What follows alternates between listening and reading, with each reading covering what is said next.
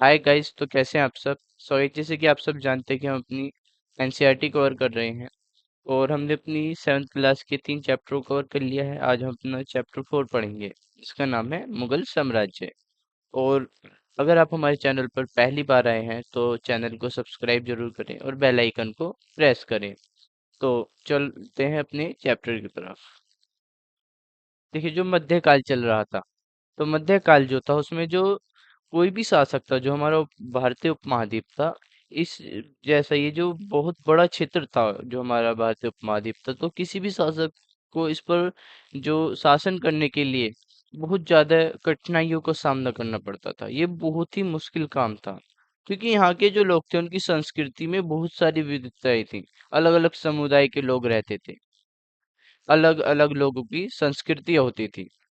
और जो जो मुगल शासक थे, उनके जो पूर्ववर्ती होते हैं, जो उनसे पहले आने वाले जो होते हैं, उनसे जो पहले आने वाले जो शासक थे, उनके विपरीत इन्होंने एक एक साम्राज्य की एक बहुत बड़े साम्राज्य की स्थापना की थी। और इन्होंने ये कर दिखाया जो कि अब तक थोड़े ही वर्ष के लिए, थोड़े ही समय के लिए जो पूरे उपमहाद्वीप पर शासन किया था, लेकिन इन लोगों ने वो कर दिखाया कि पूरे उपमहाद्वीप पर बहुत ही वर्षों तक इन्होंने शासन किया था, जो कि अभी थोड़ी थोड़ी अवधि के लिए ही संभव हो पाता था।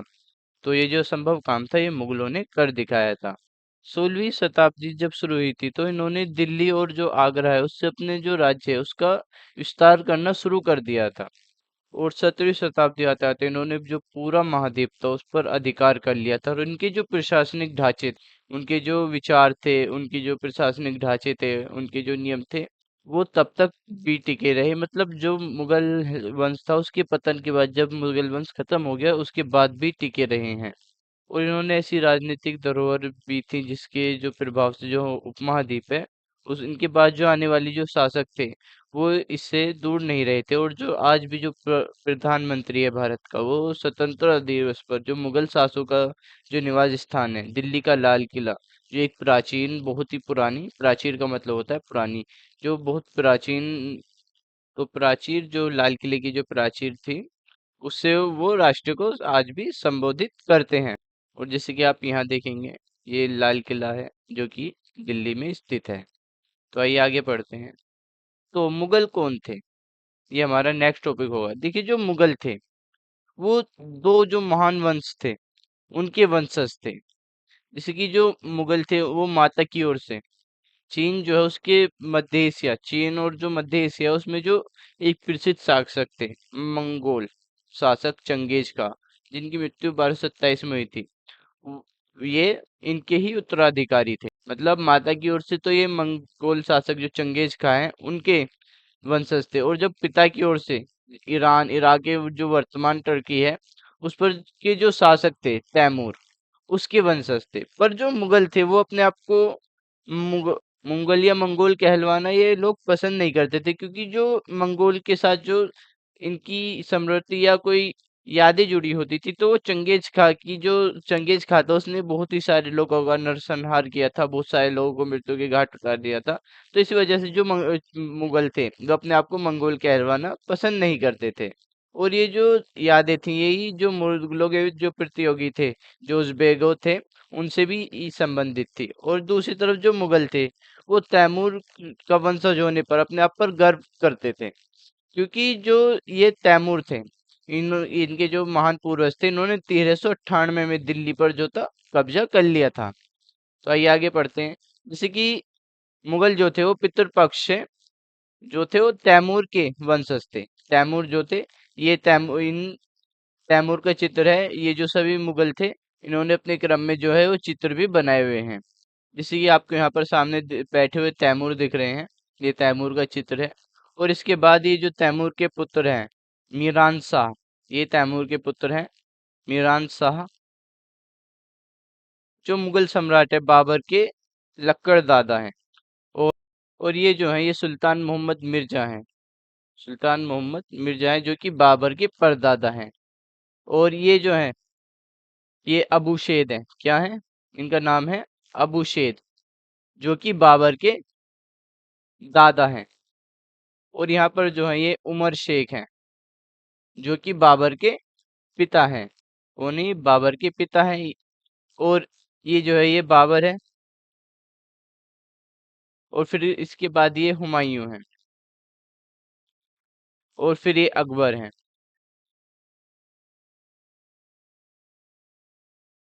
और यहाँ पर ये जहांगीर है, और ये शाहजहां है, और ये औरंगजेब है। तो इसी तरह ये सभी हैं। ये आपको याद रखना है कि कहीं भी अकबर के दादा या अकबर के जो पिता हैं या बाबर के जो दादा उनका नाम पूछने लग जाएं किसी पेपर में, तो ये सब आपको याद रखना है। ये जो चित्र था ये हर एक जो मुगल शासक था उन्होंने बनवाया था। अपने साथ जो तैमूर के चित्र हैं वो भी बनवाए थे, और ये जो चित्र था ये सभी मुगल शासक ने बनवाया था अपने आप को तैमूर का वंशज दिखाने के लिए। तो आइए आगे चलते हैं अपने नेक्स्ट टॉपिक की तरफ। तो मुगलों का सैन्य अभियान देखिएगा। जो प्रथम मुगल शासक थे वो बाबर थे। प्रथम मुगल शासक बाबर, उन्होंने ही मुगल वंश की नींव रखी थी, और इन्होंने भारत में 1526 से 1530 तक शासन किया था। लेकिन जब ये 12 वर्ष की आयु में थे तो इन्होंने जो इनके उत्तराधिकारी के रूप में इन्हें जो राज्य प्राप्त हुआ था, फरगना फरगाना, तो उस पर उसकी गद्दी पर ये 12 वर्ष की उम्र में ही बैठे थे। और ये जो फरगाना थी ये मंगोलों की दूसरी शाखा थी, और ये जो शाखा थी इन्हें उज्बेकों के आक्रमण के कारण अपनी ये जो राजगद्दी थी ये गंवानी पड़ गई थी। और फिर वर्षों तक ये भटकते रहे, और उसके बाद 1504 में इन्होंने काबुल पर कब्जा कर लिया। और फिर उसके बाद 1526 में इन्होंने दिल्ली के जो सुल्तान थे, दिल्ली सल्तनत के इब्राहिम लोदी को पानीपत की लड़ाई में हरा दिया था, और दिल्ली तथा आगरा पर अपना इन्होंने कब्जा कर लिया था।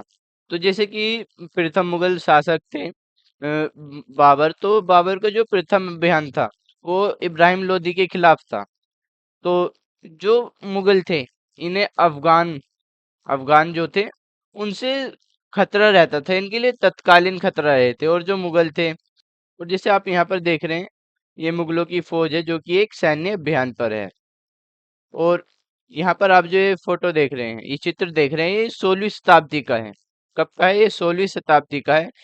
पहली बार इस चित्र में ये जो युद्ध था इसमें पहली बार तोपों का इस्तेमाल किया गया था।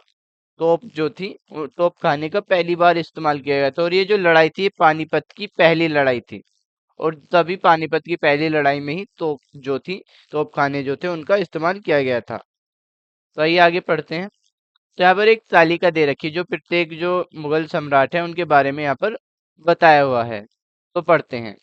देखिए जो यहाँ पर बताया हुआ है वो मुगल सम्राट के प्रमुख अभियान जो भारत में रहे थे, और महत्वपूर्ण जो घटनाएं हैं उनके बारे में बताया गया है।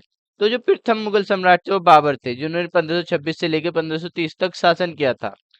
तो जो बाबर थे उन्होंने भारत में जो आक्रमण किया था वो 1526 में किया था, जो कि पानीपत की के मैदान में पानीपत का जब युद्ध हुआ था तो उन्होंने इब्राहिम लोदी और उसके जो अफगान समर्थक किए उन्हें हरा दिया था। कब हराया था? 1526 में। फिर उन्होंने खानुआ का युद्ध लड़ा, खानुआ का, जो 1527 में लड़ा था, और जिसमें उन्होंने राणा सांगा जो थे उन्हें पराजित कर दिया था। और उनके जो राजपूत राजा थे जो उनके साथ युद्ध में लड़ रहे थे उन्हें भी हरा दिया गया था। और फिर 1528 में चंदेरी का युद्ध हुआ, जो कि राजपूतों को हराया गया था। ये आपको याद रखना है कि बाबर के जो महत्वपूर्ण 3 युद्ध थे, एक तो खानवा का जो 1527 में लड़ा गया था, और एक 1527 में, 1528 में चंदेरी का युद्ध। ये आपको याद रखना है कि चंदेरी का युद्ध कब हुआ? चंदेरी का युद्ध 1528 में हुआ था। और जो बाबर थे जब वो अपनी मृत्यु से पहले जो दिल्ली और आगरा है उसमें जो मुगल शासन था उसका नियंत्रण स्थापित कर गए थे। और बाबर ने अपने मरने के बाद अपने जो सबसे बड़े बेटे थे जो उन्होंने कहा बाबर ने कहा था कि अगर मैं मर जाऊं तो मेरी जो संपत्ति, जो मेरी विरासत है वो सभी भाइयों में बराबर बांट देना। तो आइए आगे पढ़ते हैं। तो हुमायूं जो कि दूसरे मुगल शासक थे, जिन्होंने 1530 से और फिर 1540 से फिर 1555 से 1556 के बीच में शासन किया था। ये जो हुमायूं थे, हुमायूं ने जो उनकी पिता जो बाबर थे उनसे जो वसीयत मिली थी, जो उनकी जायदाद की मिली थी, उसका सभी भाइयों में बराबर बंटवारा कर दिया था। और जो हर एक भाई था उसे एक एक प्रांत दिया गया था। और उसके जो भाई थे मिर्जा कामरान, उनकी जो महत्वाकांक्षाएं थी, उनके कारण जो हुमायूं थे उन्हें अफगानों के सामने, जो उनके अफगान प्रतिद्वंदी थे उनके सामने उन्हें फीका पड़ गई। और खान शेर खान जो थे, शेर खान ने हुमायूं को 2 बार हराया था। 1539 में एक तो चौसा के युद्ध में, 1540 के जो कि कन्नौज के युद्ध में उन्होंने हराया। और ये जो शेर खान है हम इनके बारे में आगे भी पढ़ेंगे।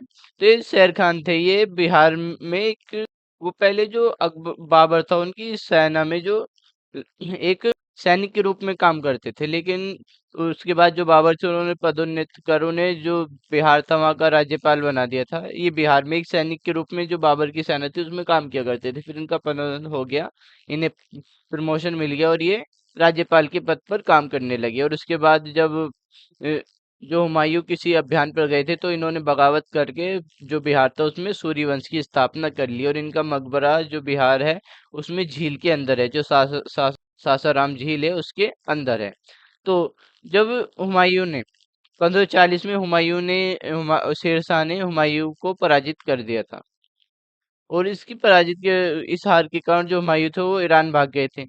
और ईरान में जो हुमायूं थे, हुमायूं ने जो सफाविद शाह जो थे उनकी मदद से 1555 में दिल्ली पर दोबारा कब्जा कर लिया था।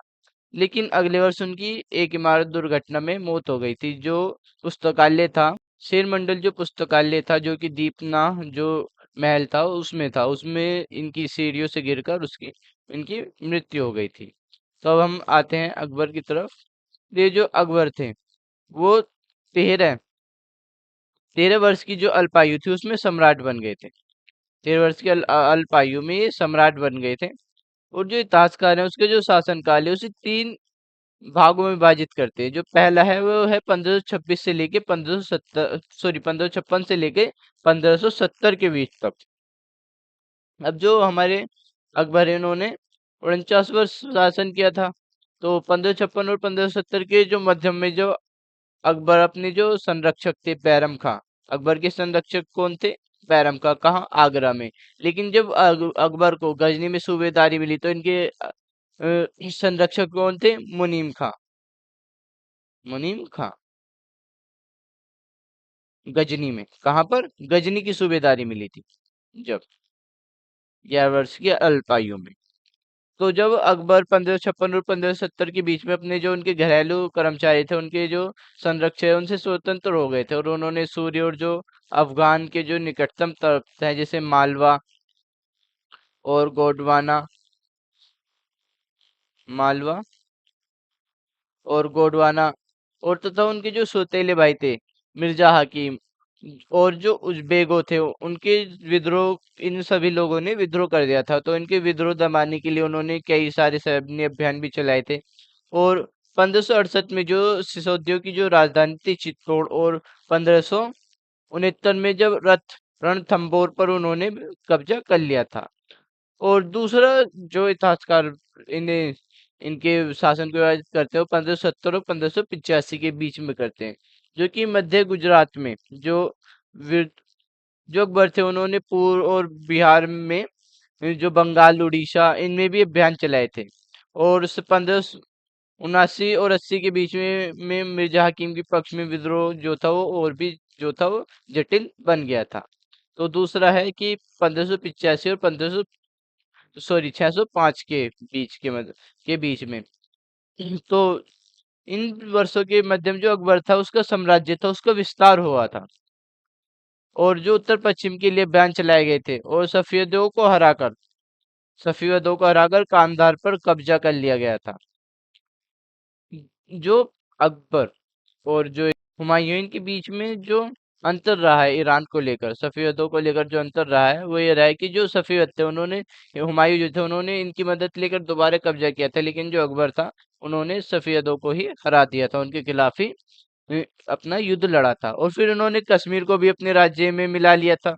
और मिर्जा हाकिम की जब मृत्यु हो गई थी, उनके मर जाने के बाद उन्होंने जो काबुल था उसे भी अपने राज्य में आपने साथ कर लिया था। और दक्कन में जो अभियानों की शुरुआत तो हो गई थी, और जो कि बरार खाना देश और अहमद जो नगर थे उनके जो थोड़े बहुत हिस्से थे उन्हें उन्होंने अपने राज्य में जो था वो मिला लिया था। लेकिन जब अकबर के जो अंतिम वर्ष चल रहे थे शासन के, तो जब जो अकबर की सत्ता जो थी वो सलीम जो थे राजकुमार, जो कि आगे चलकर उनका नाम जहांगीर पड़ा, तो उनकी विद्रोह के कारण जो अकबर की सत्ता वो थी वो थोड़ी सी लड़खड़ा गई थी। और जो सलीम थे वो आगे जाकर जहांगीर नाम के सम्राट से जाने गए।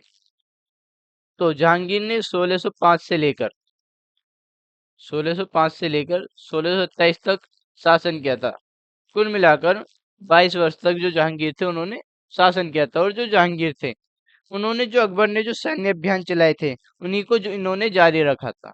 और जो मेवाड़ के जो सिसोदिया के जो शासक अमर सिंह ने जो मुगलों की सेवा को स्वीकार किया था, और इसके बाद उन्होंने सिक्कों और ओहम और जो अहमदनगर के जो खिलाफ जो अभियान चलाए गए, जो कि पूरे सफल नहीं हो पाए थे। और जब जहांगीर के जो अंतिम वर्ष चल रहे थे, तो राजकुमार खुर्रम थे, वो आगे चलकर शाहजहां सम्राट शाहजहां के नाम से भी कहलाए थे, और उन्होंने भी शासन किया था। तो जहांगीर की जो पत्नी थी, जब शाहजहां ने विद्रोह कर दिया था, तो उन्हें हाशिए का मतलब होता है किसी ऊंची ढलान या पत्थर से गिरने का भी प्रयास किया था, जिसमें वो असफल रही थी। तो आइए आगे चलते हैं, शाहजहां के बारे में पढ़ते हैं। तो शाहजहां ने 1627 से लेकर 1658 तक शासन किया था। और इन्होंने जो दक्कन में जो अभियान चल रहे थे वो जारी रखे थे। और जो अफगानी जो अभिजात खान जहान लोदी ने जो विद्रोह किया था, तो जो अफगान के अभिजात खान जहान लोदी थे उन्होंने विद्रोह किया था और वो पराजित हो गए थे। और अहमद नगर के विरुद्ध भी अभियान हुए थे, और जिसमें जो बुंदेलो जो थे उनकी हार हुई थी। और ओरोछा पर भी कब्जा कर लिया गया था। और जो उत्तर पश्चिम में जो बलख था उस पर कब्जा करने के लिए उन्होंने उजबेगो जो थे, जो कि शुरू से ही मुगलों के प्रतिद्वंदी रहे थे, उनके विरुद्ध भी अभियान चलाया था, और जो कि असफल रहा था। और इसके परिणाम स्वरूप जो कांधार के जो सफेद थे, अब कांधार उनके हाथों में आ गया था। और 1632 में जो अहमदनगर जो था, अहमदनगर को मुगल के राज्यों में मिला लिया गया था। कब मिलाया था? 1632 में। और जो बीजापुर की जो सेनाओं ने सुलह के लिए भी निवेदन किया था। और 1657 से 58 में जो शाहजहां के जो पुत्र थे उनके बीच में उत्तराधिकारी को लेकर झगड़ा शुरू हो गया था, क्योंकि जो शाहजहाँ थे उनकी बीमारी या मृत्यु की जो अफवाह है वो फैलने लगी थी। तो इसमें जो औरंगजेब था, जो भाइयों में इनमें सभी में झगड़ा हुआ था, उसमें औरंगजेब की विजय हुई। और जो उसके जो तीनों भाई थे उन्हें मौत के घाट उतार दिया गया, उनको मौत उन्हें मार दिया गया। और जो कि दारा सिकों जो सबसे बड़े बेटे थे शाहजहाँ के, उन्हें भी मार दिया गया था। और जो शाहजहाँ थे उन्हें उनकी जो शेष जिंदगी थी, जो भी उनके जीवन बचा था, उसके लिए उन्हें जो आगरा की जो कारगार थी उसमें कैद कर दिया गया था। तो आइए अपने नेक्स्ट पढ़ते हैं। तो औरंगजेब ने 1658 से लेकर 1707 तक शासन किया था। तो 1663 में जो उत्तर पूर्व में की पराजय हुई थी, परंतु उन्होंने 1680 में पूर्ण विद्रोह कर दिया था। जो सैन्य अभियान चलाया था ओहम के खिलाफ, उन ओहम में उसकी ओहमो जो थे उनकी पराजय हो गई थी। लेकिन 1680 में अ, उन्होंने दोबारा विद्रोह कर दिया था। और उत्तर पश्चिम की जो यूसुफजाई और सिखों के जो विरुद्ध जब अभियान को अस्थायी सफलता मिली थी, लेकिन मतलब थोड़े सी समय के लिए उन्हें सफलता मिली थी। और जो मारवाड़ के जो राठौड़ थे, उन्होंने जो मारवाड़ के राठौर राजपूत थे उन्होंने मुगलों के जो खिलाफ था वो विद्रोह कर दिया था। इन्होंने विद्रोह इसलिए किया था कि जो मुगल थे उनकी जो आंतरिक राजनीति थी और उनका जो उत्तराधिकारी के जो मसले थे, उनके जो मामले थे, उनमें हस्तक्षेप करने लगे थे। और जो मराठा सरदार थे शिवाजी के विरुद्ध भी जो मुगल थे उन्होंने अभियान चलाया था, और इसमें ये सफल हुए थे।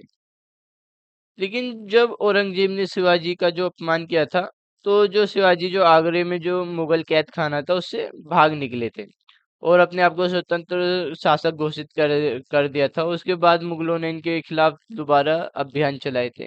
और जो राजकुमार अकबर था उसने भी औरंगजेब के विरुद्ध विद्रोह कर दिया था। औरंगजेब के विरुद्ध विद्रोह कर दिया था किसने? राजकुमार अकबर ने, अकबर द्वितीय जो था। और जिसमें उसे मराठा और दक्कन के जो सल्तनत थी उनका सहयोग मिला। और फिर वो बाद में सफीदा ईरान भाग गया। और उसके बाद अकबर के विद्रोह के पश्चात जो औरंगजेब था उसने दक्कन के जो शासक थे उनके विरुद्ध अभियान चलाया और सेनाओं को भेजा।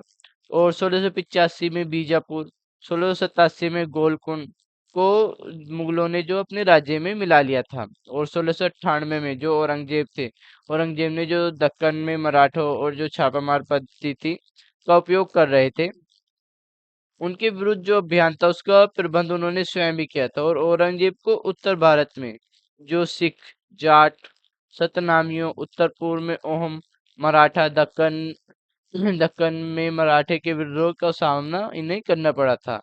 और उसकी मृत्यु के बाद, औरंगजेब की मृत्यु के बाद अ, उत्तराधिकारी के जो युद्ध था वो शुरू हो गया था। उनके उत्तराधिकारी को लेकर युद्ध शुरू हो गया था। तो आइए आगे पढ़ते हैं। तो ये जो मैप दे रखा है ये अकबर के शासनकाल का मैप दे रखा है कि अकबर का जो शासनकाल में जो साम्राज्य था, मुगल साम्राज्य, वो कहाँ तक फैला हुआ था। यहाँ यहाँ पर ले तो काबुल, कांधार, गुजरात और बंगाल तक, और यहाँ पर बर्रार, उड़ीसा, इलाहाबाद, यहाँ तक जो मुगल साम्राज्य था वो फैला हुआ था। तो अपने नेक्स्ट टॉपिक को पढ़ते हैं। उत्तराधिकारी की मुगल परंपराएं। उत्तराधिकार की मुगल परंपराएं देखिएगा, जो मुगल थे वो ज्येष्ठ अधिकार के जो नियम था, जो ज्येष्ठ अधिकार जो उत्तराधिकारी नियम था उसमें विश्वास नहीं रखते थे। क्योंकि ज्येष्ठ उत्तराधिकारी जो नियम था वो जिसमें जो ज्येष्ठ पुत्र होता था, जो राजा का ज्येष्ठ पुत्र होता था, राज्य उसे ही उत्तराधिकारी होता था। राज्य का मतलब राज्य उसे ही मिलता था। और इसके अलावा जो इसके उल्टे इसके अलावा जो मुगल होते थे, शहदायाद जो कि मुगलों और जो तैमूर तैमूर जो वंश थे उनकी प्रथा को अपनाते थे। और जिसमें जो उत्तराधिकारी का जो विभाजन था वो अपने सारे पुत्रों को अपनी जो वसीयत होती है उसमें विभाजन कर देते थे। तो आइए आगे पढ़ते हैं। तो ये जो बॉक्स में दे रखा है इसे पढ़ लेते हैं। तो राजपूतों के साथ मुगलों की साझा। तो जो जहांगीर थे, सम्राट जहांगीर, उनकी जो माँ थी वो कछुआ की राजकुमारी थी। जो अकबर थे उन्होंने कछुआ की राजकुमारी जो थी उनके साथ विवाह किया था। वह जो अंबर जो वर्तमान में जयपुर में है, जयपुर का जो पुराना नाम था अंबर था, के राजपूत शासक की जो थी वो पुत्री थी। और जो शाहजहाँ की माँ थी वो भी एक राठौर राजकुमारी थी, जो कि वह मारवाड़ जो शासक है जो कि जोधपुर के हैं, के राजपूत शासक जो थे उनकी ये पुत्री थी। तो आइए अपने नेक्स्ट टॉपिक को पढ़ते हैं कि मुगल के अन्य शासक के साथ संबंध। ठीक है, जो मुगल शासक होते थे वो उन्हीं शासकों के खिलाफ लगातार अभियान करते रहते थे, जो कि उनकी जो सत्ता थे, सत्ता स्वीकार नहीं करते थे या उनकी सत्ता स्वीकार करने से इनकार कर देते थे। तो जो मुगल थे उनके खिलाफ लगातार जो थे अभियान करते रहते थे। लेकिन जब जो मुगल थे वो काफी शक्तिशाली हो गए, तो जो बहुत सारे जो शासक थे, कई शासक थे, उन्होंने जो स्वेच्छा से बिना युद्ध किए उनकी जो सत्ता थी उसे स्वीकार कर लिया था। और जो राजपूत थे वो उनका एक अच्छा सा उदाहरण थे कि जो अनेकों मुगल थे उनके घराने में जो सॉरी जो क्या ही है, जो राजपूत थे उन्होंने जो मुगल मुगल घराने थे उसमें जो अपनी पुत्री थी उनकी शादी मतलब उनकी जो शादी थी वो मुगलों से कर दी थी। और विवाह के बाद उन्हें जो उच्च पद थे वो भी प्राप्त हुए थे। और जो इसके अलावा जो कई भी थे उन्होंने इनका इसका भी विद्रोह किया था।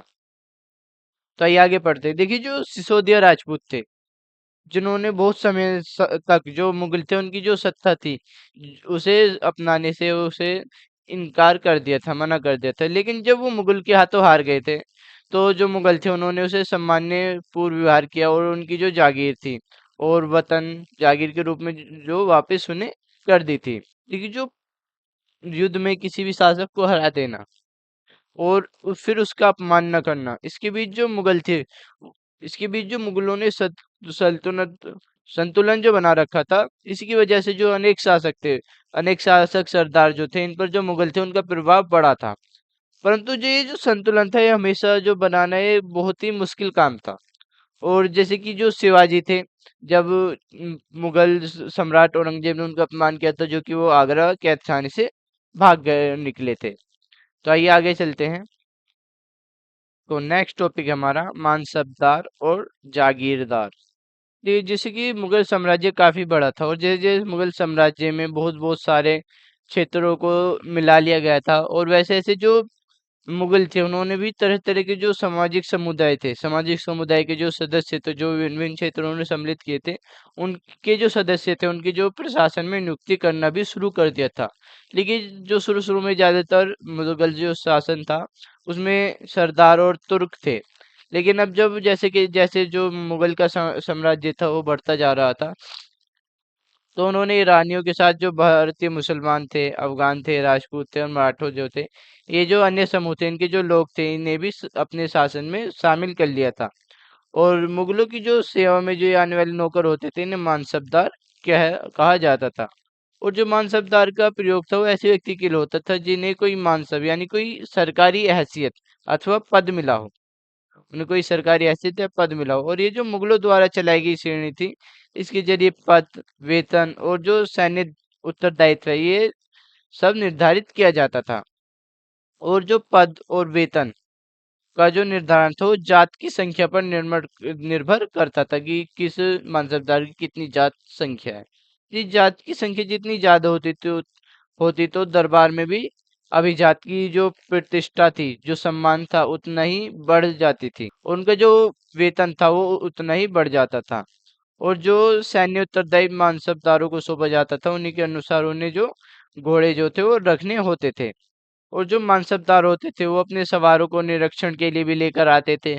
और वो जो सैनिक होते थे जिनके जो घोड़े होते थे सैनिकों के, उन्हें भी दगवाते थे और सैनिकों का पंजीकरण करवाते थे। और इन्हीं कार्रवाई के बाद जो सैनिक होते थे उन्हें वेतन देने के लिए जो मानसबदार होते थे उन्हें धन मिलता था कि वो सैनिकों को वेतन दे सकें।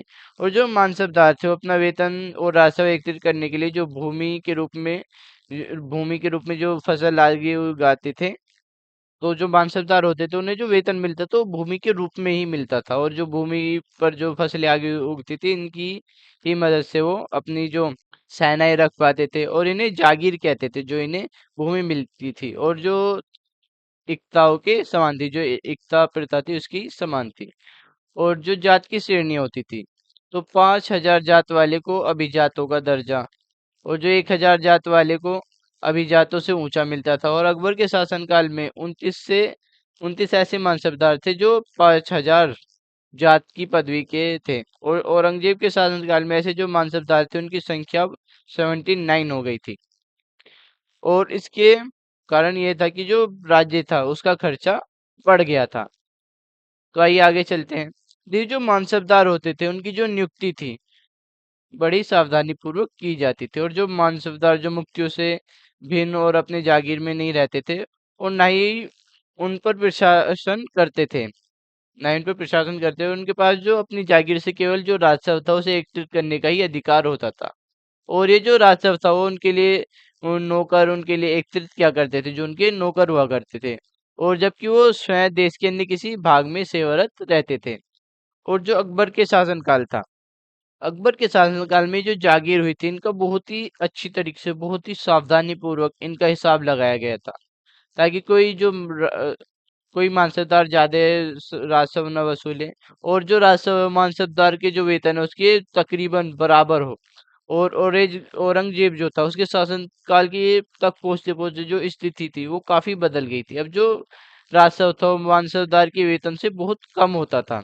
मानसबदार का जो वेतन होता था वो काफी ज्यादा होता था, और मानसबदारों की संख्या में भी बहुत ज्यादा वृद्धि हुई थी। जो अकबर का शासन काल था और औरंगजेब के शासन काल में जो मानसबदार की जो संख्या थी उसमें बहुत ज्यादा वृद्धि हुई थी।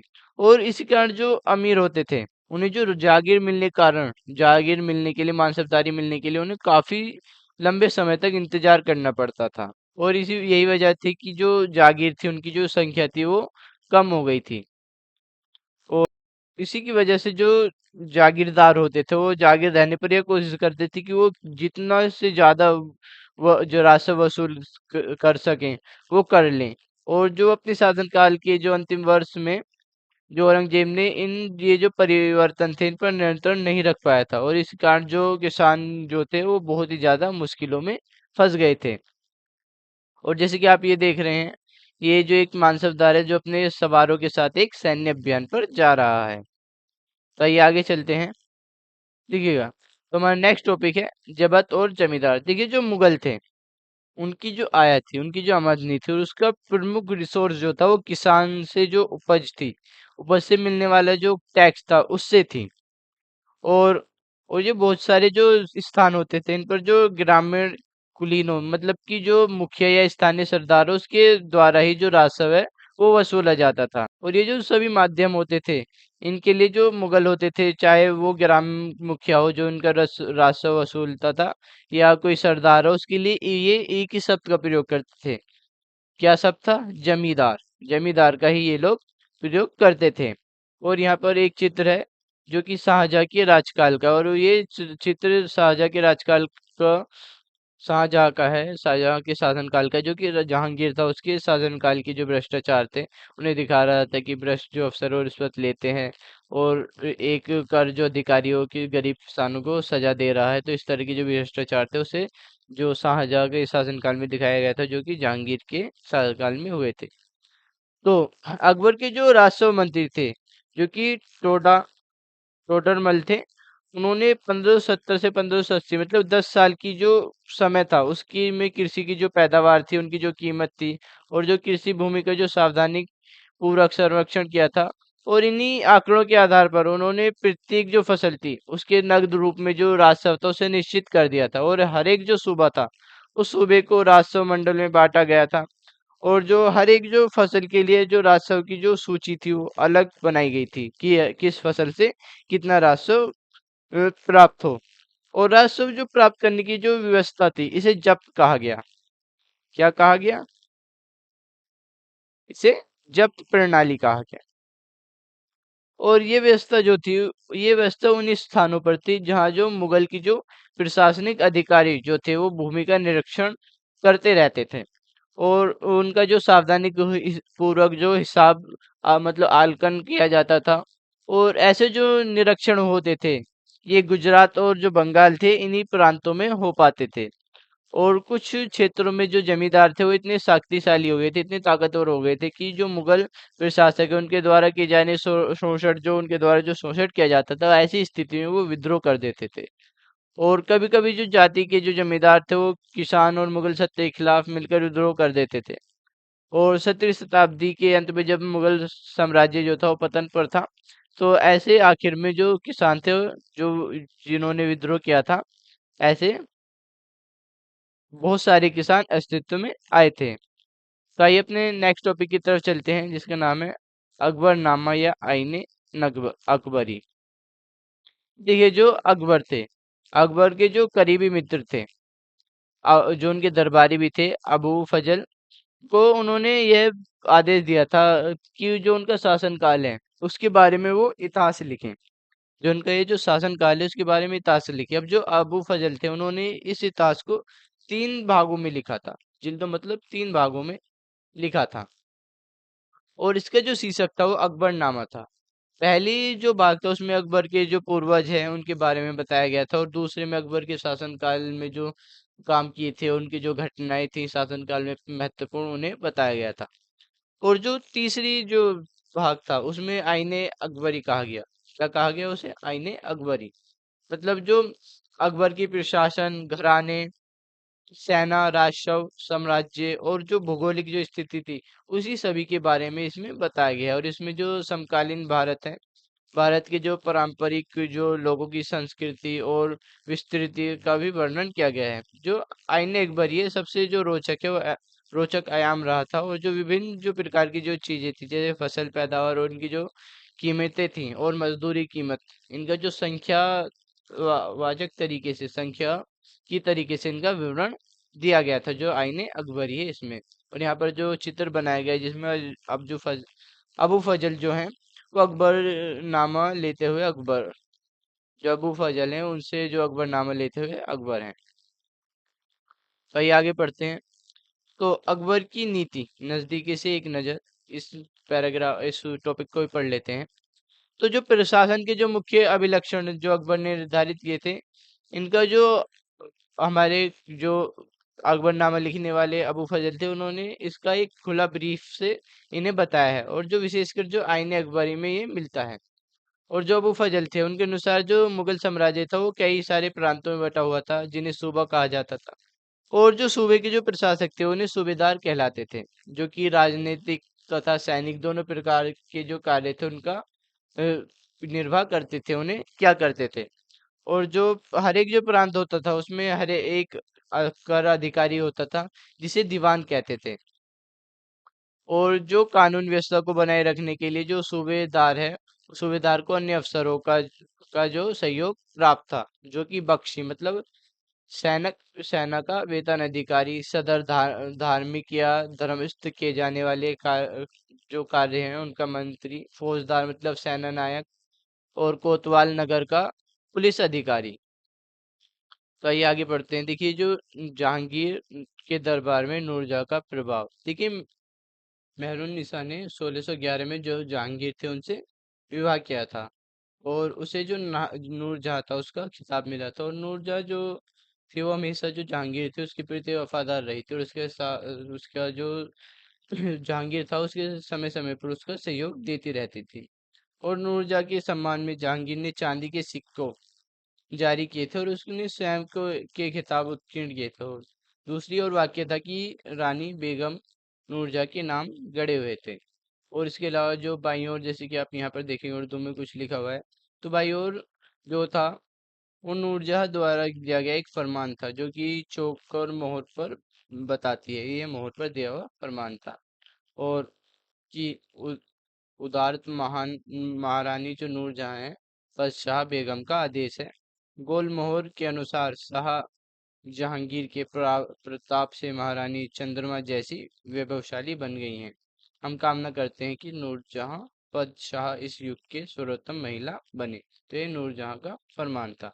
आइए आगे बढ़ते हैं। जो अकबर के जो अभिजात थे वो बड़ी सेनाओं का वो संचालन करते थे, और इसी वजह से जो राजस्व था वो बड़ी मात्रा में खर्च होता था। और तब तक वे वफादार रहे जब तक साम्राज्य कार्य सफलतापूर्वक चलता रहा। परंतु जब 17वीं शताब्दी आ गई थी, 17वीं शताब्दी के अंत तक जो कई जो अभिजात थे उन्होंने अपने आप को जो स्वतंत्र बनने के प्रयास किए थे, अपना पूरी योजना उन्होंने स्वतंत्र बनने की बना ली थी, और साम्राज्य के प्रति उनकी जो वफादारी थी उनके निजी हितों के कारण कमजोर पड़ गई थी। तो आगे पढ़ते हैं। मत अंधता एक ऐसी व्याख्या या कथन जिसकी अधिकारपूर्ण यह कहकर ये आशय किया जाए कि उस पर बिना कोई प्रश्न उठाए उसे स्वीकार कर लिया जाए, उसका मतलब होता है मत अंधता। तो 1570 में जब अकबर ने फतेहपुर सीकरी में था, तो उसने उलेमा और ब्राह्मण जो जेसुइट पादरी थे, जो कि रोमन कैथोलिक के थे, जो जरदुश्त धर्म के अनुयायी थे, उनके साथ धर्म के मसलों पर चर्चा की थी। और ये चर्चा जो थी ये इबादत खाने में हुई थी। और अकबर की रुचि विभिन्न व्यक्ति के धर्म और उनके रीति रिवाजों में थी, और विचार विमर्श से अकबर की जो थी वो समझ बनी कि जो विद्वान और धार्मिक रीति रिवाज मतलब मत अंध था, जो बिना किसी के बिना कोई प्रश्न किए हुए कोई बात स्वीकार कर लेना और असमंजस पैदा करती थी। मतलब ऐसी जो सॉरी वो अक्सर कट्टर होते थे, जो ऐसी बातों को बल देते थे, और उनकी जो शिक्षाएं थी वो विभाजन और असमंजस पैदा करती थी। और ये जो अनुभव अकबर को सुलह ए कुल स्वर शांति के विचार की ओर अकबर को ले गया, और सहिष्णुता की यह धारणा विभिन्न धर्मों के जो अनुयायी थे उनमें अंतर नहीं करती थी। और ये जो चित्र है ये बात खाने का है, जहाँ पर अकबर जो है विभिन्न धर्मों के जो विद्वान हैं उनके साथ चर्चा कर रहे हैं। तो इसका जो केंद्र बिंदु था वो एक नीति शास्त्र की व्यवस्था थी, जो सर्वत्र लागू की जा सकती थी, और जिसमें केवल सच्चाई और शांति पर बल था। और अबुल फजल ने सुलह कुल के इस विचार पर आधारित दृष्टि से बनने पर अकबर की मदद की थी। और शासन के इस सिद्धांत को जो जहांगीर हैं और शाहजहां इन्होंने भी अपनाया था।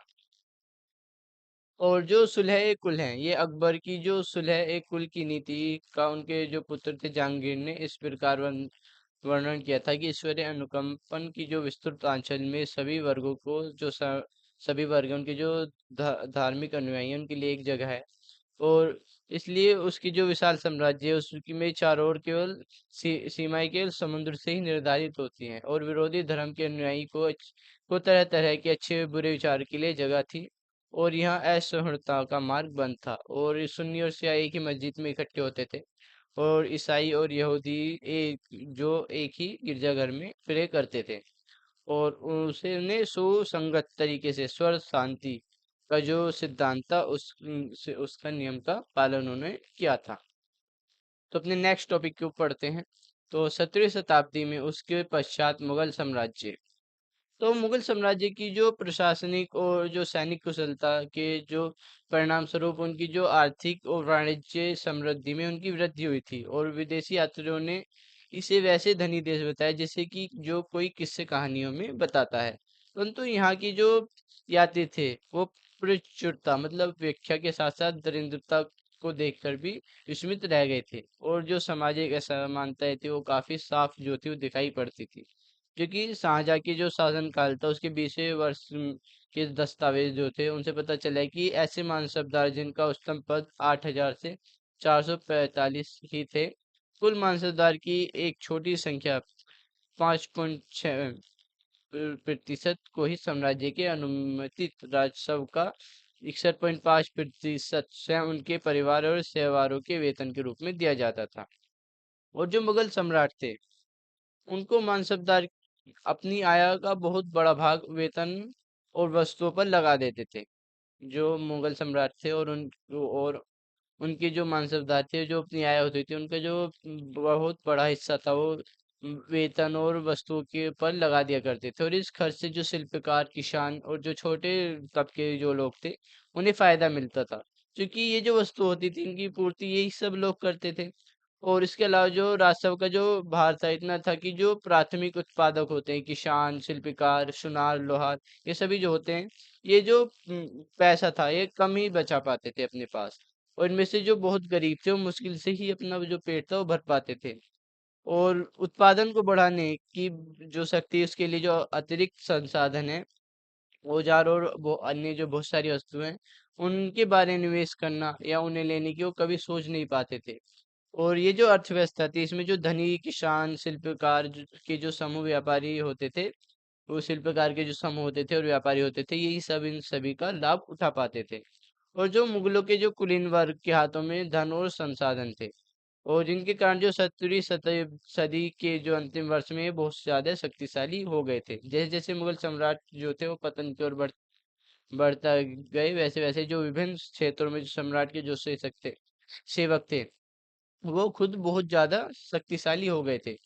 और इनमें से कुछ ने जो अपना नए वंश भी स्थापित किया था, जैसे अवध हैदराबाद और अवध जैसे प्रांतों में अपना नियंत्रण जमाया।